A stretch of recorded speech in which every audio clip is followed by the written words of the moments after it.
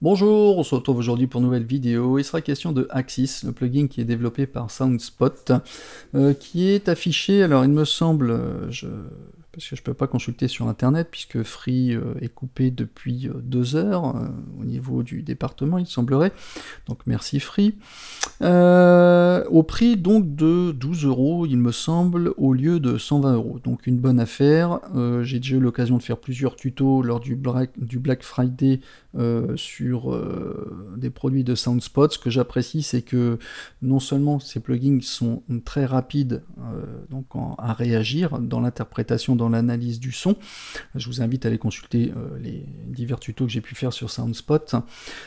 Et celui-ci en fait également partie. Alors il n'est pas 1 €, il est à 12 €, mais au lieu de 120, vous verrez qu'il est quand même assez intéressant, parce que c'est un plugin multi-effet sur lequel vous pourrez affecter des réglages aussi bien au niveau de l'image, c'est-à-dire de la largeur stéréophonique ou sur le côté mono, sur chacune des bandes, idem pour le compresseur sur chaque bande avec des réglages individuels, et également au niveau des meters, c'est-à-dire pour visualiser ce que vous êtes en train de faire, les réglages que vous faites, pour avoir une analyse au niveau des pics et aussi au niveau du niveau RMS, du niveau moyen.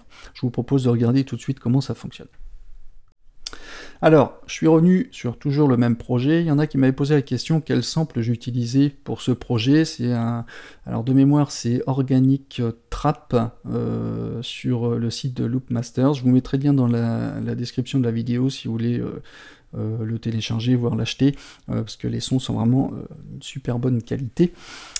Ça, je ferme la parenthèse. Alors ici, je vous faire écouter, pour ceux qui ne sont pas encore habitués, c'est un petit extrait là où il y a le plus d'énergie, sur une compo que j'avais faite. J'ai tout simplement assemblé divers samples de cette collection Organic Trap, et donc j'ai ici plusieurs pistes, une piste de kick, hats, percu, basse, synthé vocal, et ici original en comparaison qui va me permettre de faire une comparaison A à B, parce que quand je mettrai les traitements sur chacune des pistes, on pourra faire une écoute comparative pour voir effectivement si vous entendez une différence et si effectivement le son est plus beau avec ce plugin. Je vous fais une courte écoute de cet extrait. Alors on va partir plutôt dès le début de la boucle.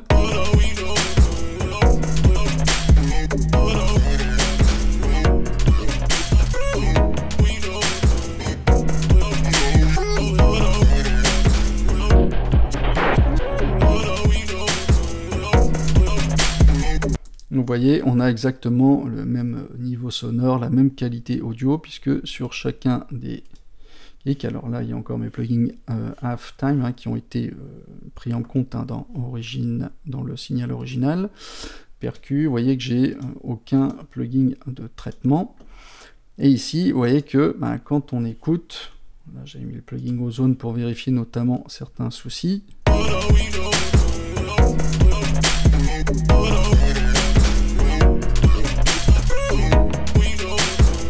Vous voyez qu'on a des problèmes de phase, c'est pas forcément bien équilibré.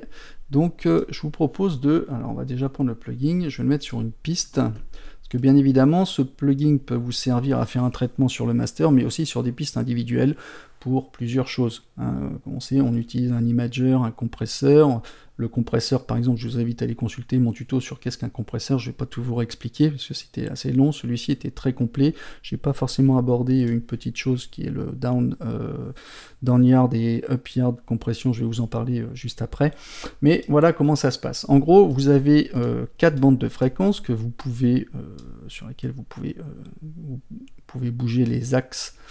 Ici, qui vont de 20 Hz jusqu'à 20 000 Hz, c'est l'espace fréquentiel où les instruments s'expriment. Il y a une assise au niveau des instruments, il y a des instruments qui s'expriment mieux dans un champ de fréquence plutôt qu'un autre, et souvent, dans cette zone-là, notamment, ou dans cette zone-là, certains instruments rentrent en conflit. Voilà, ça c'est toutes des notions de mixage et aussi de masterisation, je ne vais pas y revenir non plus, je considère que vous le connaissez, sinon allez consulter les tutos que j'ai pu faire en référence à ces sujets. Donc voilà. Ici, vous avez donc la possibilité de travailler sur 4 bandes de fréquences, à savoir les low mid, donc low les bas, low mid les bas médiums, les mid les médiums et les high les hautes fréquences. Alors ici, on considère que voilà, dans ces bandes de fréquences, chaque instrument peut s'exprimer. Dans les low, on retrouvera plus facilement tout ce qui est sub, tout ce qui est les kick drums. Ici, dans les low mid, on va retrouver, on appelle souvent cette zone le body, c'est-à-dire le corps. C'est là où on a par exemple voilà, le synthé basse, c'est là où va s'exprimer la snare. On a souvent beaucoup d'énergie qui est concentrée dans cette zone-là. Après, dans cette zone-là, on a le mid, c'est là où on va pouvoir apporter un peu de clarté au niveau des instruments pour les faire ressortir un peu plus. Et ici, on a les high, donc les hautes fréquences, et ici, on va jouer sur la brillance d'un son. Parce que le moindre réglage que vous allez faire dans les fréquences très hautes, il y aura un impact tout de suite parce que les fréquences, on est de l'ordre du kilohertz, donc le moindre réglage en gain supérieur ou inférieur aura vraiment un impact sur le son. Donc effectivement, ces réglages, en général, quand on fait des réglages sur les high, ce sont des réglages subtils. Alors, comment ça se passe? Vous voyez que chaque fois que je clique sur une bande, il y a des couleurs qui changent. Ici, on a du bleu, ici, on a du violet, du jaune et une espèce de rose, ouais, de rose, on dirait. Alors, comment ça se passe? C'est qu'on a donc un imager, un compresseur et un meter. Donc, l'imager va nous servir en fait à gérer l'étendue du son au niveau de la largeur stéréophonique. Donc entendez par là ici le spread, on peut aller ici d'un signal, ici vous voyez que il y a des petites choses qui changent ici, on a un demi-cercle hein, qui joue. Ici quand on est ici à 0, eh ben, on est en mono, et plus on va vers le haut, on est en la stéréo et avec une largeur stéréophonique très très grande. Okay. Pour revenir à un réglage de paramètres par défaut, on double-clique dessus. Ici, on a un réglage donc mid-side. Si vous n'avez jamais entendu parler, en résumé, on peut faire un traitement sur le mid qui assure une parfaite compatibilité mono. Et sinon, le side, on va pouvoir gérer également, avoir une action sur le réglage. Par exemple, on peut dire au niveau du gain, sur la stéréophonie, je vais mettre à 0, de façon à plus avoir de son sur la stéréophonie, mais qu'elle soit concentrée que sur le mono, hein, donc le mid et le side. Le mid, c'est le centre en mono, et le side, voilà, ok. Une chose qui est assez intéressante aussi, c'est qu'on peut bouger la position de l'axe. Vous voyez qu'ici, on a la possibilité de jouer au niveau de la panoramique, de faire un axe médium ici. Alors on peut les dissocier, les délier. Je peux dire, bah tiens, l'axe du mid va être ici et l'axe du side va être ici. Ça peut avoir des effets intéressants au niveau de, si vous faites du sound design, pour faire des effets créatifs. Mais sinon, si vous voulez revenir, hop, par un réglage par défaut, sachez que vous pouvez bouger les axes aussi. Ça peut être intéressant. Ici, au niveau du compresseur, on retrouve les paramètres habituels. J'y reviendrai pas. Consultez mon tuto sur qu'est-ce qu'un compresseur. Vous saurez tout sur le compresseur et comment on peut l'utiliser. Je vais juste faire l'aparté sur la partie down et up, downward et upward. Donc là, on a réglage du ratio, du seuil, de l'attaque, c'est-à-dire le temps que va mettre la compression à arriver, du release, le temps que va mettre à se libérer. Et là, le dosage du mix, c'est le dosage de compression, de l'effet brut et de l'effet utilisé. Donc on a des paramètres par défaut qui sont à la moitié. Juste à partir sur la compression, donc down descendante ou up montante. Je vais l'expliquer avec un petit schéma comme ceci. Alors à gauche, vous avez ici donc la compression downwards, c'est-à-dire descendante, et à droite la upwards, donc la montante. Quelle est la différence? Dans les deux cas, en fait, on a une réduction de la plage de dynamique. Là, downward, c'est ce qu'on appelle la compression classique, la compression standard. C'est-à-dire, en gros, tout ce qui passe le seuil, le signal va passer. Une fois qu'il passe le seuil, il y aura une réduction de gain exprimée en dB en fonction du ratio qui a été donné. Donc on réduit la plage de dynamique. Et au niveau de la upward, eh ben, c'est l'inverse. On aura une augmentation en fait du niveau de gain jusqu'à atteindre le seuil, qui est exprimé également par rapport au ratio. Donc la différence est au niveau du down, eh ben, on va réduire les sons forts qui dépassent le seuil pour préserver en fait les sons faibles. Et au niveau de l'up, on va réduire aussi la plage de dynamique, mais sur les parties hautes, c'est-à-dire là où il y a le plus d'énergie. Voilà. Je vais pas m'étendre, hein, sinon le tuto il va encore faire 2 heures. Donc on revient, donc là on a la possibilité de régler donc le paramètre downward, donc, vous voyez, puis plus je vais monter, vous voyez que en fonction des réglages qui sont faits, quand vous voyez le témoin LED qui monte, ben si effectivement c'est que là on va être en compression ascendante et là dans les valeurs négatives descendante. Ok, donc quand ça descend en dessous de 0, c'est qu'on est dans de la réduction de gain, et au-dessus c'est dans l'augmentation de gain. C'est tout simple à comprendre. Et donc on peut le faire aussi sur chaque bande de fréquence. Ça va être intéressant, et du metering également. On va faire juste l'exemple, là je l'ai glissé sur le kick, je vais le mettre en solo. Alors l'avantage c'est aussi qu'on peut écouter, alors on peut sélectionner les bandes comme ceci, ou les cliquer ici aussi, d'accord? Donc là, si je veux faire par exemple un traitement au niveau de l'imagerie sonore sur les low, eh ben, je peux me mettre aussi en solo. Je peux mettre en solo plusieurs... voilà, quand c'est allumé, alors n'oubliez pas de l'enlever si vous voulez après faire une écoute globale de la piste. Là, je vais écouter que les pistes en low. Ok, là, que les low mid.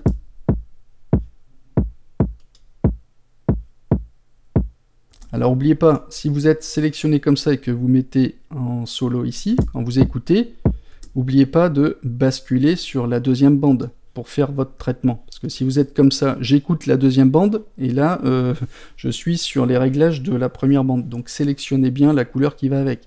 Si je veux faire un traitement ici, voilà. Ok, donc là, on peut faire des réglages sur la dynamique.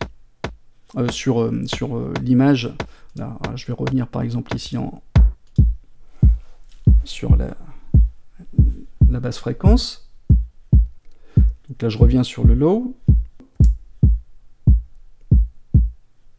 Je peux alors réduire la largeur stéréophonique à 0, augmenter éventuellement un peu le gain, et je peux désactiver. Écoutez comment c'était avant, juste sur cette bande de fréquence. Alors je désactive pas l'ensemble du plugin, mais juste la bande que je suis en train de traiter.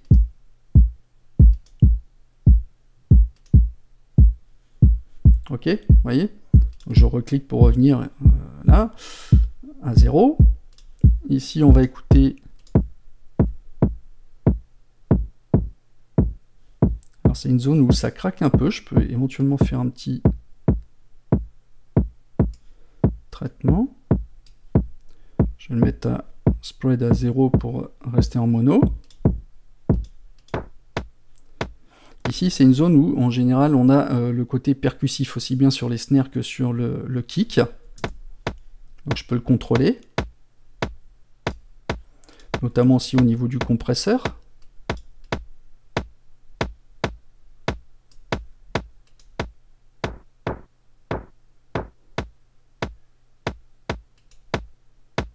Je vous conseille de mettre un casque pour écouter les subtilités. Alors j'accentue toujours un peu plus pour que vous puissiez l'écouter, mais évidemment il faut écouter ça avec un casque et surtout aussi dans le contexte, hein, c'est-à-dire avec les autres instruments. Et pour l'instant c'est pour que vous puissiez voir la différence, enfin écoutez. J'ai un peu plus de brillance, on va aller... Vous voyez qu'on peut voir l'émetteur aussi sur chaque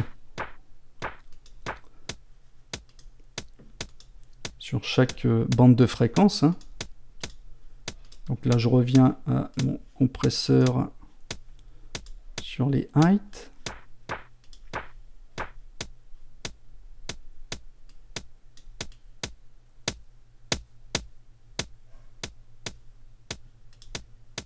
Voilà, donc bon, je vais pas, on va écouter. N'oubliez pas de relâcher tout pour écouter toutes les bandes en même temps.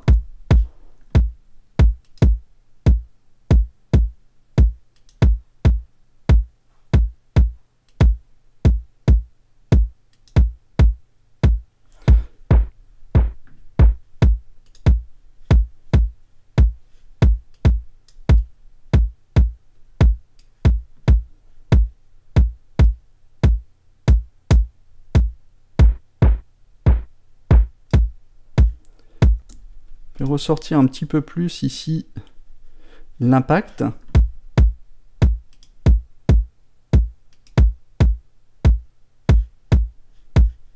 Ok, on réécoute dans le contexte.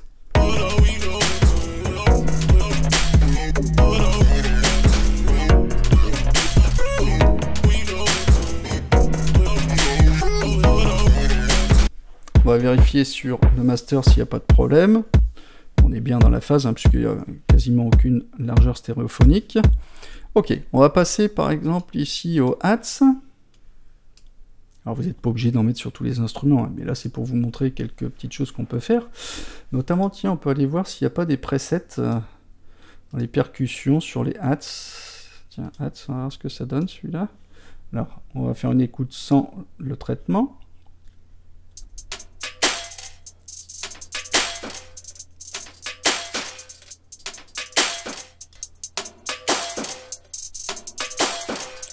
Donc là, il booste, hein, au niveau des aigus. On va voir si on a des soucis au niveau de la...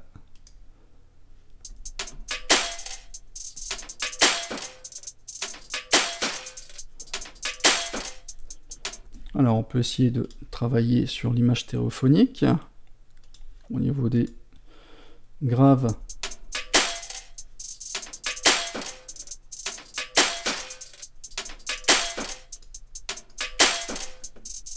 Il faudrait peut-être que je l'active.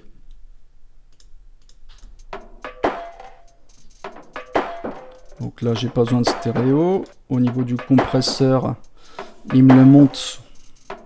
J'ai pas forcément envie. J'ai pas envie de mettre en avant ce scrut qui est un peu embêtant.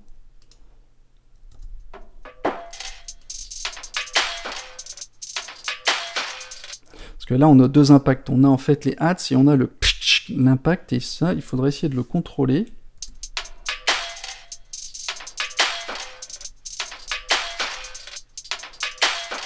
Vous voyez?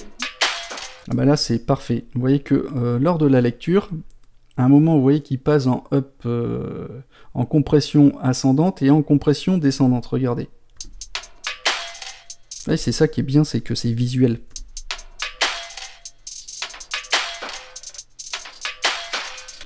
En fait, dans le réglage par défaut, avant le seuil, il a tendance à augmenter le gain, justement ce qui nous permet d'avoir les hats, le côté organique, et au niveau de l'impact, il le contrôle à l'inverse en réduction de gain à chaque impact qui est dissonant. Écoutez.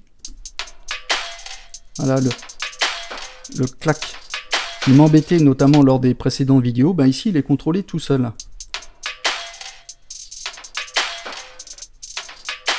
Je trouve ça assez intéressant.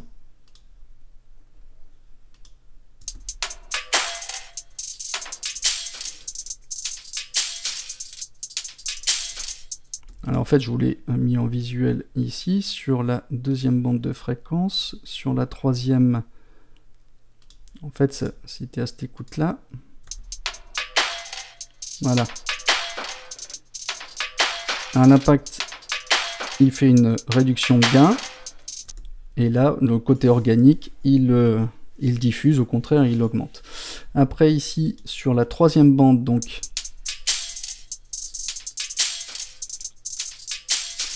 là, on rehausse en fait les hats.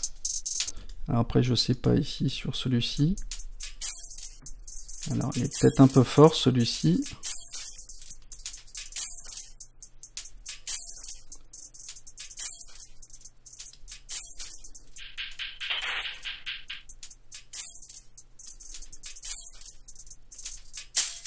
Ça, c'est ce qu'il y avait avant sur cette bande de fréquence-là. Ça, c'est avec le traitement. Imager, je vais réduire.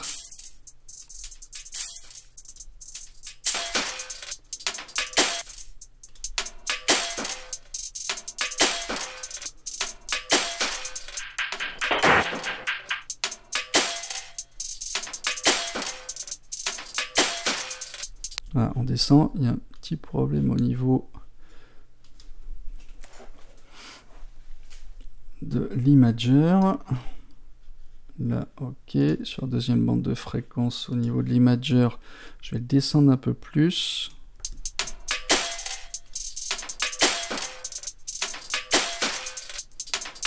Bon, je suis proche du 0, mais il faut que je descende encore un peu.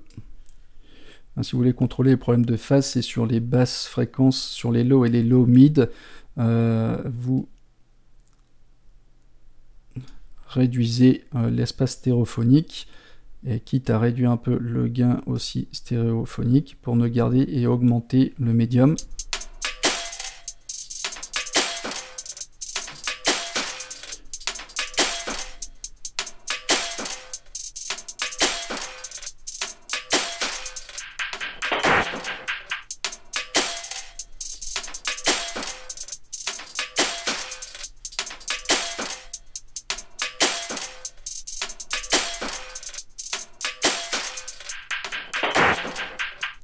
Ça va, on est plutôt bon. Donc on écoute dans le contexte.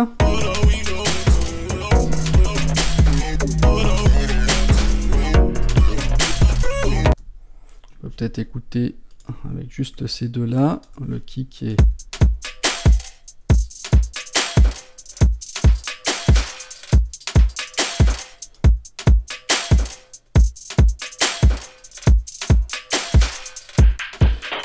Vous voyez, quand il est désactivé, on entend trop le clac et le côté organique des hats. Par contre, dès qu'on l'active, le clash, il est un peu plus contrôlé et du coup, on a un peu plus de mouvement dans les hats. 100. Il fait mal le clac. Et là...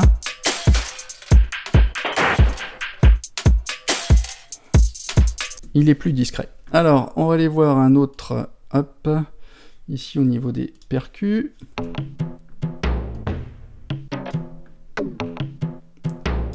On va voir s'il y a un problème de phase. Ah, à un moment, il y a un petit problème de phase. Ok, bon, on va le contrôler tout de suite. Donc sur la fréquence basse Imaging, alors je sais pas s'il y a aussi du percu, mais bon, moi je ne veux pas prendre un preset, je préfère le faire moi-même. Donc ici, direct sur la bande à 0, comme ça, voilà. Et sur le deuxième,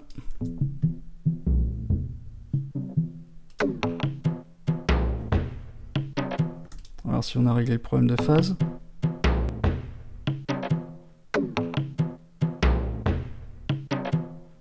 Bon, ouais, il est réglé direct. Voilà, très bien. Maintenant, on va essayer de travailler sur la présence. On peut écouter les bandes en solo.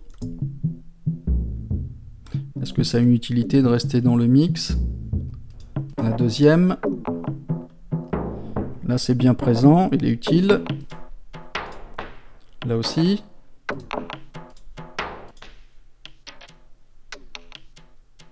Ça, on peut essayer de le contrôler un peu plus. Alors, on va retourner sur le low. Perso, je vois pas ce qu'on peut trop lui apporter.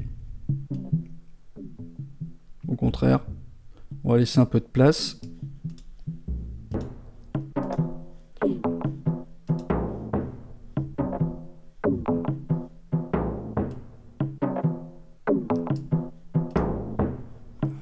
Compresseur.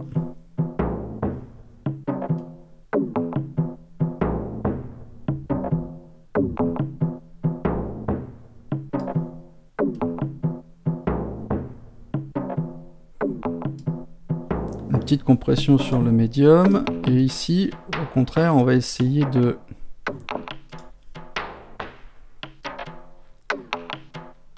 le rendre plus présent, côté plus organique.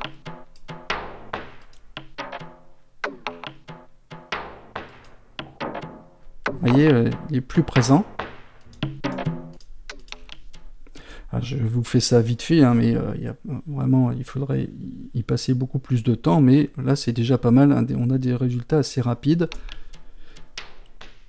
Alors ça...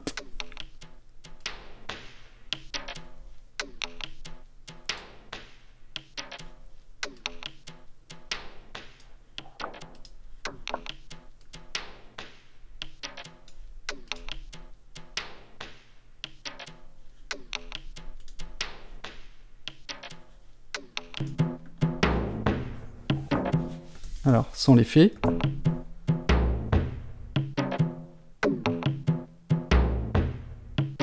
Avec l'effet.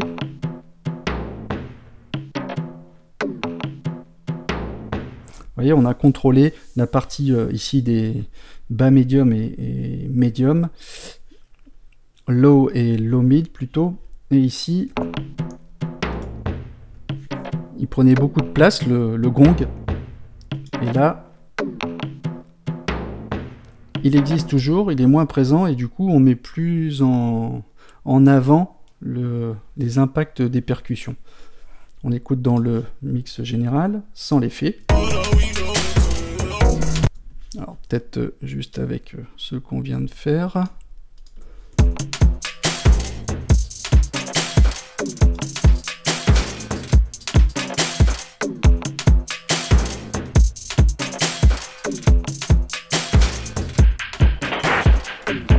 Alors c'est subtil, mais c'est plus aéré.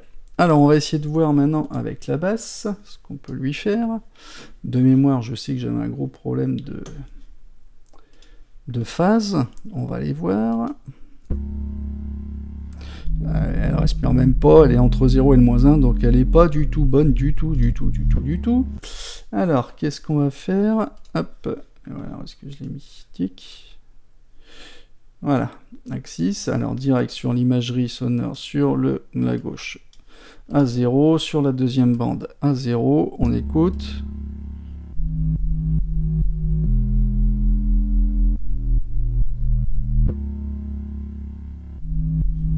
Et ben on y pile poil. Voilà, alors maintenant qu'est-ce qu'on va pouvoir lui faire? On va écouter ici. C'est assez présent dans cette zone, la deuxième zone. On a un impact. On va essayer de apporter un traitement ici. Comme j'ai enlevé de la largeur stéréophonique sur les deux bandes, je vais compenser un peu avec le gain.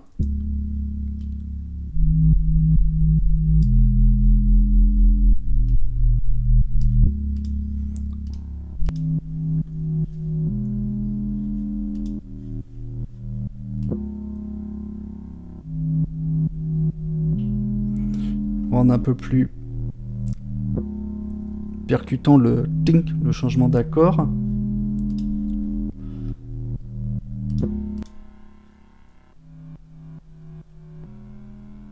Là aussi on est dans la zone d'impact.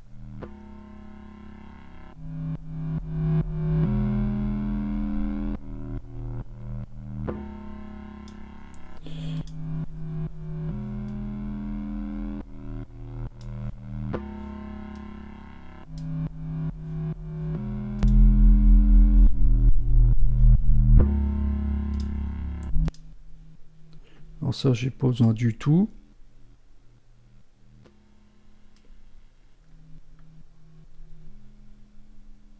J'ai un petit foot, un petit tut là qui m'agace. On va laisser de la place.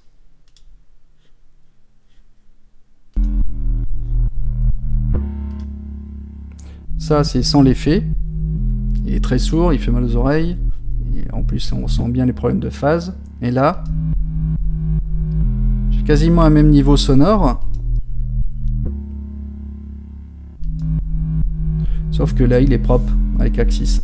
Ok. Alors on va aller voir, je sais pas si c'est nécessaire de le faire sur tous, hein, mais sur le synthé.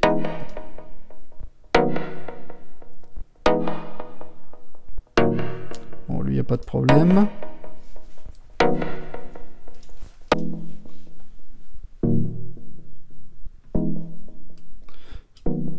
J'enlève un peu de stéréophonie ici, un peu ici, là.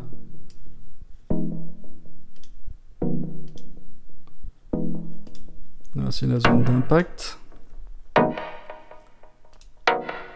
On va essayer de le contrôler. En plus présent.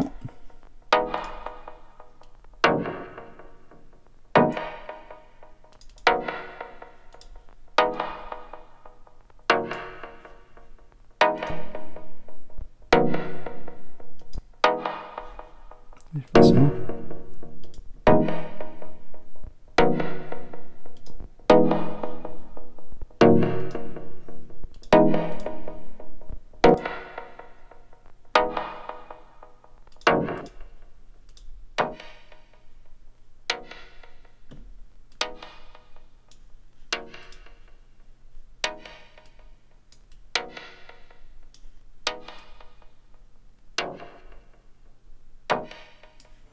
De toute façon, il est peu présent, lui.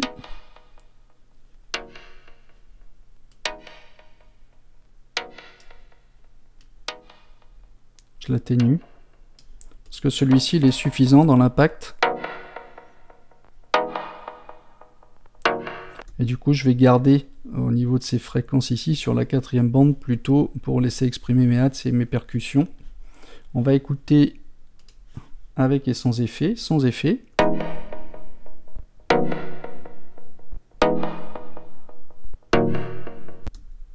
Avec effet.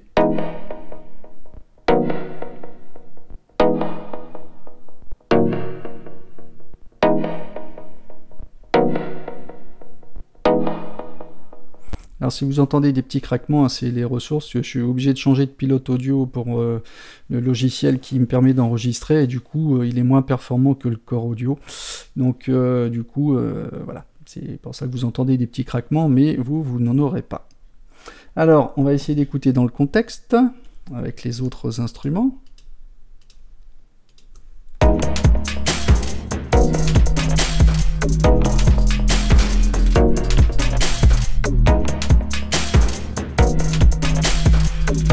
Ouais, le synthé est plus discret.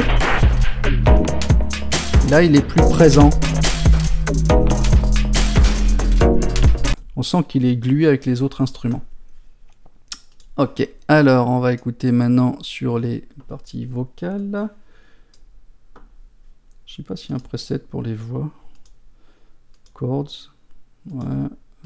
Pour des presets de mastering. Ah bah vocal, tiens. On va voir ce que ça donne. Alors, sans l'effet.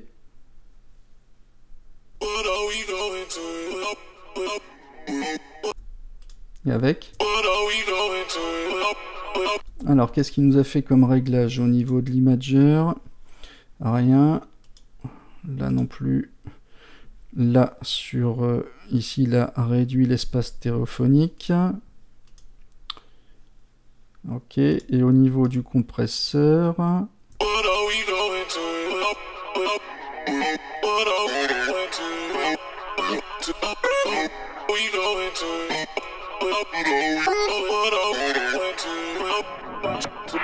Donc là, il a fait un up compression justement pour mettre plus en avant la voix sur cette partie de fréquence.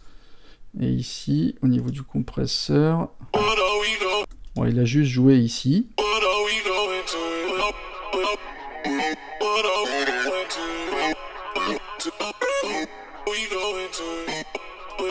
On n'est pas obligé de le mettre aussi fort. Ça, c'est l'original.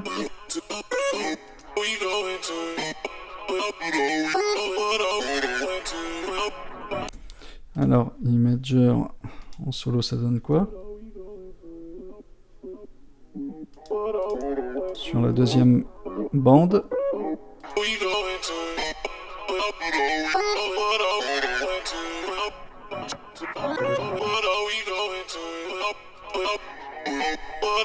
Effectivement, le réglage là permet beaucoup plus de présence au niveau vocal, et sur le dernier,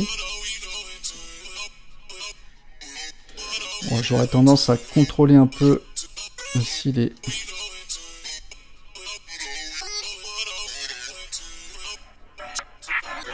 On va remettre on.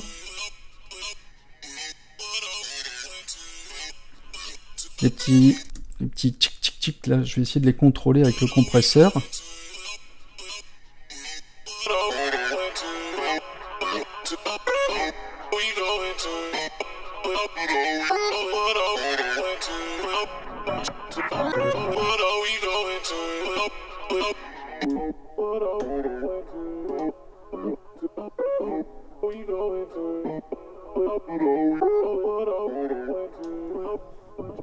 Non, il a été bien désactivé ici.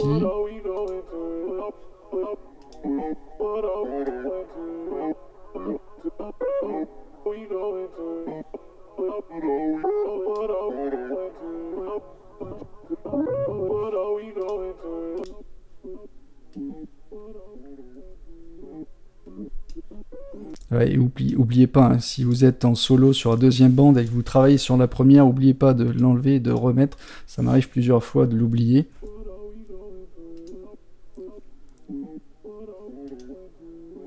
Je rabaisse la largeur stéréophonique sur le low. Donc signal non traité. Et traité.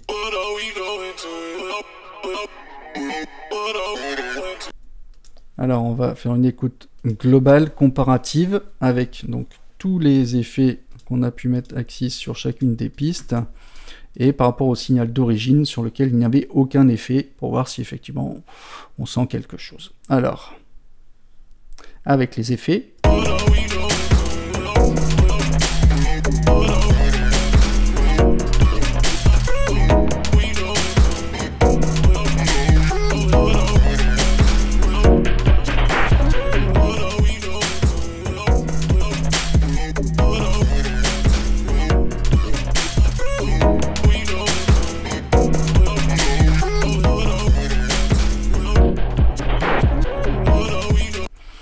Écoutez bien vraiment la présence, l'assise des basses et la clarté des médiums et des aigus que vous n'avez pas quand vous êtes ici, là, en original. Écoutez.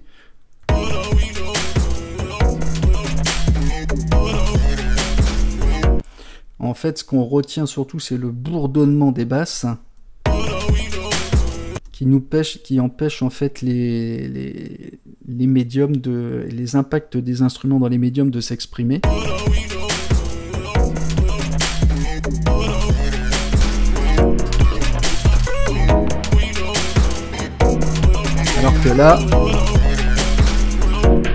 Alors que là, on a bien une distinction au niveau des instruments. Bien sûr, on peut après refaire un traitement, si on le souhaite, Axis sur le master, si on veut avoir un équilibre global, pourquoi pas.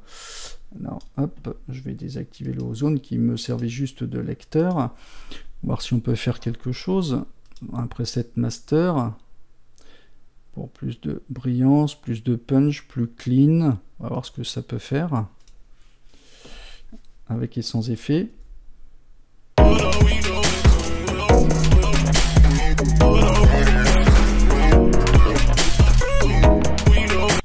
Alors celui-là n'est pas beau du tout. Low.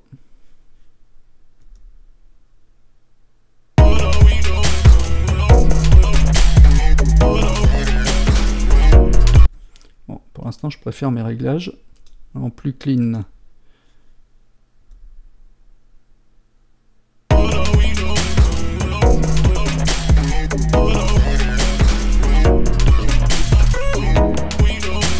Je vois pas trop la différence parce qu'en fait mon réglage était quand même un peu dans le but de rendre le son plus clean.